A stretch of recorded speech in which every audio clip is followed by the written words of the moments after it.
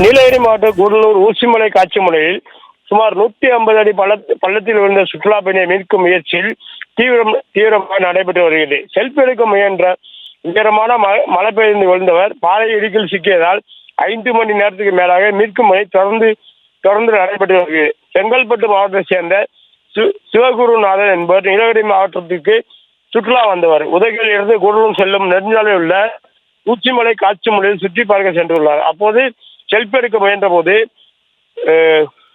நிலை தடுமாறி சுமார் 150 அடி பள்ளத்தில் சிவகுருநாதர் விழுந்தார். இதனால் அவருடன் சென்றவர்களும் ஊசிமலை காட்சி முனையிலிருந்து சுற்றுலா பயணிகளுக்கு அதிர்ச்சி அடைந்தார். உடனடியாக போலீசாருக்கு தீயணைப்புத்துறைக்கும் தகவல் தெரிவிக்கப்பட்டது. இடத்திலிருந்து வனத்துறையினர் மற்றும் தீயணைப்புத்துறையினர் போலீசார் சிவகுருநாதரை மீட்கும் முயற்சியில் ஈடுபட்டு வருகின்றனர்.